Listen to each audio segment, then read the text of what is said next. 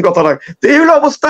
আমাদের জামাতো ভাইরাও ঠিক আছে, আমাদের বিএনপি ভাইরাও ঠিক আছে, এদের ভিতরে একটা বোঝাপড়া হয়তো কোনো একটা হয়েছিল, সমস্যা ছিল, আমার ভাই হাইপোথিসিস, এটা কেউ দোষারোপ করা যায় না। আর আমাদের একটা সৃষ্টিগত আবেগ কি জানেন, কোন জিনিসের উপরে যখন আমরা কোনো না হইতে পারি, সাকসেস না হইতে পারি, তখন আমরা এক আরেককে দোষারোপ করি, এই যে ভাই এটা হইছে, অমুকে না থাকলে ওইটা হইতো না।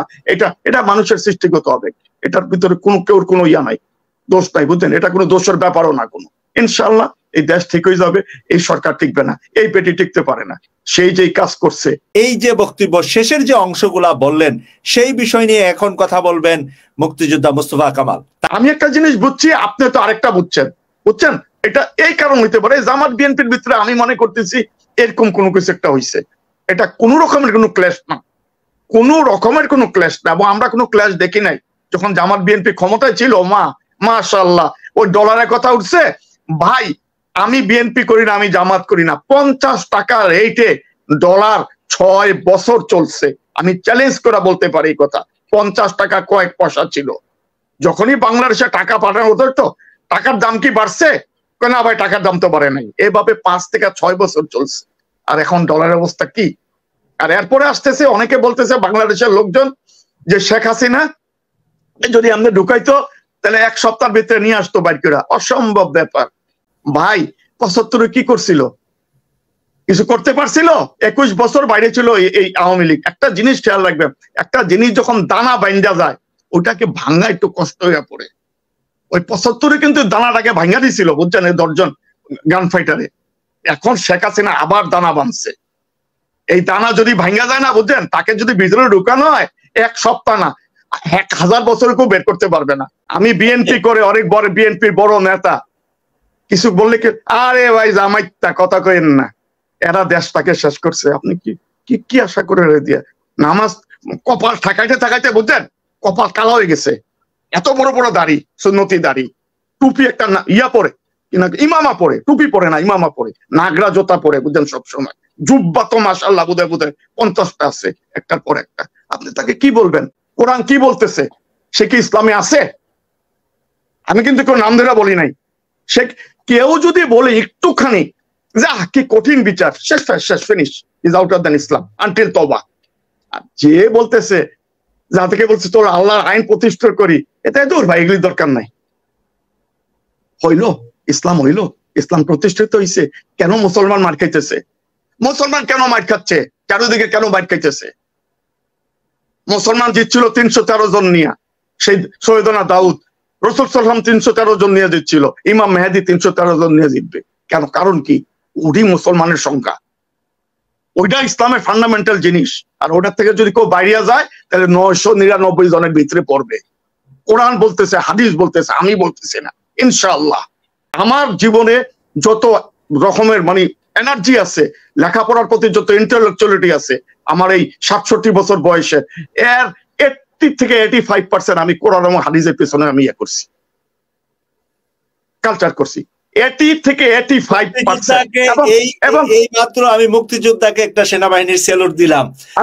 আরেকটা কথা বলি মাসুক ভাই, আরেকটা কথা বলি, মুক্তিযোদ্ধারা করে এটা আমার জানা ছিল না ভাই। আমি আরেকটা কথা বলি ভাই, 80 থেকে 80 জানতাম না ভাই, 80 থেকে 85% আমি এটা কালেক্ট করছি না, ইনশাআল্লাহ কোরআন হাদিস থেকে।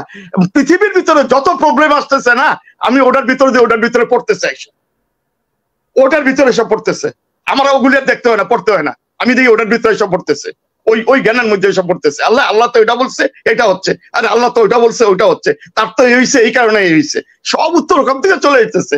আরেকটা কমেন্টস পড়ছি, আজকের আলোচনাটা খুবই চমৎকার, সবাই গান গর্ব আলোচনা করতেছে, বিশেষ করে কামাল ভাইয়ের আলোচনা আগে থেকে শুনছি, উনি খুব চমৎকার আলোচনা করেন, ইসলামী গান তার ভিতরে খুব সুন্দর, কিন্তু ফিকির ছাড়া কোনো রিজিক মিলে না।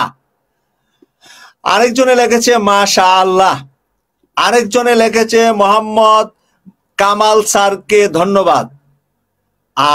এই 3টা কমেন্টস পড়লাম এখানে। এই আপনাকে নিয়ে এখন একটা কথা বলতেছি ভাইজান, একটা জিনিস কিন্তু জিকির ছাড়া কিছু মিলে না। ওনা কিন্তু জিনিসটা না, ক্লিয়ার না, ওনা জানেই না জিকিরের মানে কি।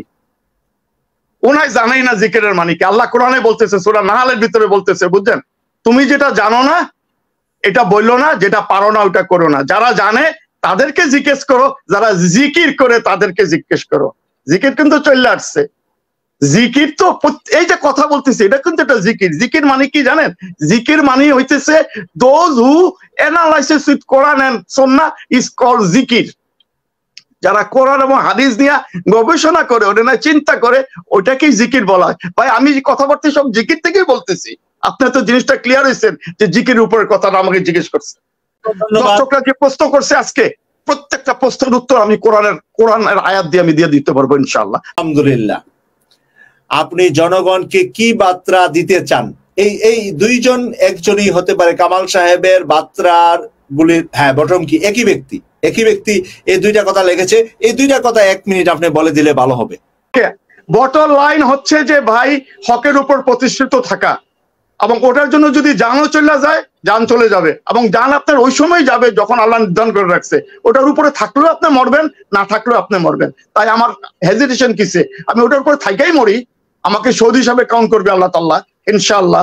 জান্নাতের দরজা খুললে হবে, কোনো হিসাব হবে না আমার কাল ইয়াতে। রক্তের ফোঁটা পড়তে দেরি হবে, জান্নাতের দরজা খুলতে দেরি হবে না। আচ্ছা, দ্বিতীয়টা কি বলেন? এটা হচ্ছে বটম লাইন। আচ্ছা, না একই কথা ছিল ওনার। আরেকটা প্রশ্ন আসছে ভোলা সদর শিবিরের পক্ষ থেকে, ধন্যবাদ কামাল ভাই, মনির ভাইকে। এখানে আরেকজন লিখেছে বিএনপি চেয়ারপারসন খালেদা জিয়া জয়া হবে। জয়ী, ওনার কোনো বিজয়ী না, ওনা তো অবশ্যই জয়ী। ওনার যদি বিজয়ী, ওনার যদি জয়ী না হইতো তাহলে তো হাসিনার মতো ইয়া করতে হইলে কিনা কয় নাম রাখতে। ওই যে কতক্ষণ আগে তামিম ভাই বললো না যে এই নাম হাজারো বছরে কেউ রাখবে না। ওনার নাম খালেদা জিয়া, কিন্তু খালেদা যদি মারাও যায়, এই খালেদার বুঝের নাম হাজারে। আমার যদি মেয়রটা হইতো আমি খালেদা নাম রাখতাম, কিন্তু আমার তো এই ইয়াতে আর কোনো চান্স নাই, বুঝতেছেন না কথা রেখে। আমার বাচ্চা কাচ্চা সব বড় বড়, আমি শ্বশুর হয়ে যাবো কথা বুঝতেছেন কি? এই খালেদা নাম কেমন পর্যন্ত চলবে, হাসিনা নাম চলবে না। আমরা সর্বশেষ কয়েকটা কমেন্টস পড়ছি। এটাই তো জয় ভাই। আরেকজন লিখেছে মিলন ইসলাম, মাসুক ভাই নীলফামারী 3 আসনের সাবেক এমপি ছিলেন, বীর মুক্তিযোদ্ধা মিজানুর রহমান জামাতের, তিনি না মরলে তিনিও রাজাকার মনে হয় এই জালিম শাসকের আমলে, মানে হইতেন আর কি। উনি জামাতের এমপি ছিলেন, একজন মুক্তিযোদ্ধা, এটাই বুঝাচ্ছেন। আচ্ছা, এখানে আলহামদুলিল্লাহ কামাল সাহেব বলতেছে কি, ওই কোনো কিছু হইলে জামাতের ট্যাগ দেয়, এটা কোনো নতুন নিয়ম না। ওই যে আবু জাহেলের সময় বুঝছেন, যখন যারা ওই দুর্বল লোকগুলি যখন ইসলাম পালন করতো, কি বলতো জানেননি? এরা ধর্মচ্যুত, ধর্মকে নষ্ট করে দিতেছে, বুঝতেছেন? তো আমেরিকা তো ওই ফর্মুলা ভাই।